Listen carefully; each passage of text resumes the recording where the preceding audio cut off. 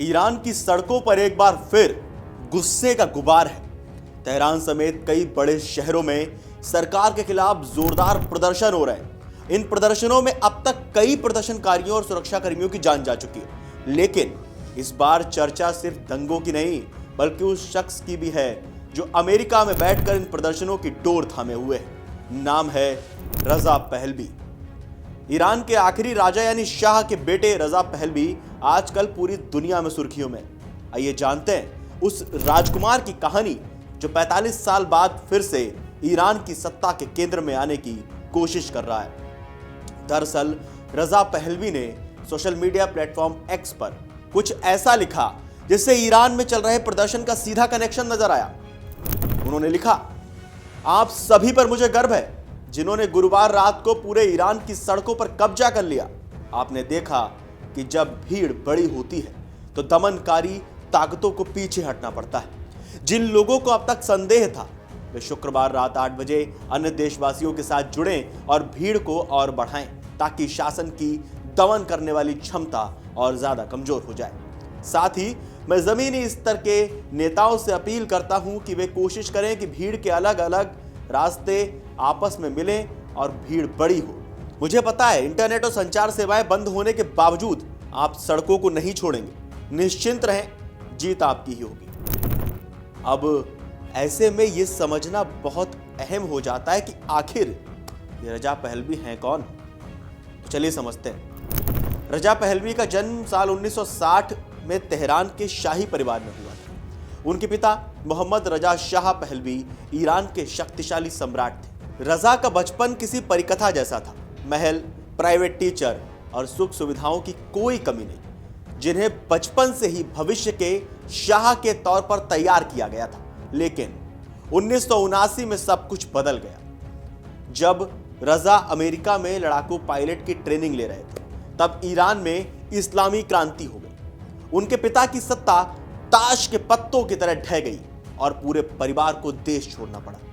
रजा के पिता की मौत मिस्र में कैंसर से हुई और वो अपने देश की मिट्टी को दोबारा नहीं देख सके। निर्वासन का दर्द और साधारण जीवन।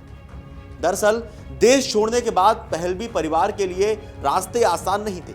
रजा ने अपनी एक बहन और एक भाई को खो दिया जिन्होंने अवसाद के कारण खुदकुशी कर ली थी।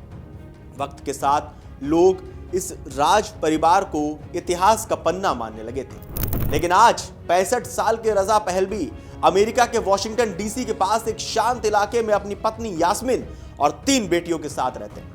उनके बारे में कहा जाता है कि वे अब बेहद साधारण जिंदगी जीते हैं। बिना किसी तामझाम के लोकल कैफे में कॉफी पीना और लोगों से मिलना उनकी दिनचर्या का हिस्सा है। अब बात करते हैं राजा से लोकतंत्र के मसीहा तक के सफर की। दिलचस्प बात यह है कि जो रजा कभी राजशाही के वारिस थे वे आज लोकतंत्र की वकालत कर रहे हैं। हाल ही में उन्होंने पेरिस में एक प्रेस कॉन्फ्रेंस की जिसने सभी को चौंका दिया। उन्होंने कहा कि अब बात पुरानी राजशाही वापस लाने की नहीं बल्कि ईरान में लोकतंत्र की स्थापना की। अगर मौजूदा सरकार गिरती है तो मैं 100 दिनों के लिए एक अंतरिम सरकार चलाने में मदद करने को तैयार हूं। रजा का कहना है कि वे केवल एक पुल का काम करना चाहते हैं ताकि ईरान में निष्पक्ष चुनाव हो सके। वे खुद को एक उदारवादी नेता के रूप में पेश कर रहे हैं और महिलाओं के अधिकार और कानून के राज की बात करते हैं। वहीं विवाद और चुनौतियों की अगर हम बात करें तो रिपोर्ट्स के मुताबिक भले ही रजा पहलवी आज लोकतंत्र की बात कर रहे हो, लेकिन उनके विरोधियों को उन पर भरोसा नहीं। क्यों? क्योंकि उसके पीछे इतिहास का साया है। लोग आज भी रजा के पिता के जमाने की गुप्त पुलिस यानी सावक को याद करते हैं जो विरोधियों को बेरहमी से कुचल देती थी। विदेशी मदद। आलोचक कहते हैं कि रजा विदेशी ताकतों खासकर अमेरिका और इजराइल के बहुत करीब है। साल 2023 में उनकी इजरायली पीएम नेतन्याहू से मुलाकात ने कई लोगों को नाराज तक कर दिया था। जमीनी पकड़। सवाल यह भी है कि क्या दशकों तक देश से बाहर रहने वाला व्यक्ति आज के ईरान की नब्ज समझता है? ईरान के भीतर उनकी लोकप्रियता कितनी है? इसका कोई सटीक आंकड़ा मौजूद नहीं है।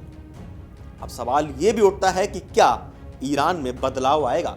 जिस तरह से ईरान में प्रोटेस्ट हो रहा है, जिस तरह से अमेरिकी राष्ट्रपति डोनाल्ड ट्रंप धमकी दे रहे हैं ईरान को, तो ईरान में हालिया विरोध प्रदर्शनों की आग महसा अमीनी की मौत के बाद से और भड़की। लोग महंगाई, पाबंदियों और दमन से तंग आ चुके हैं।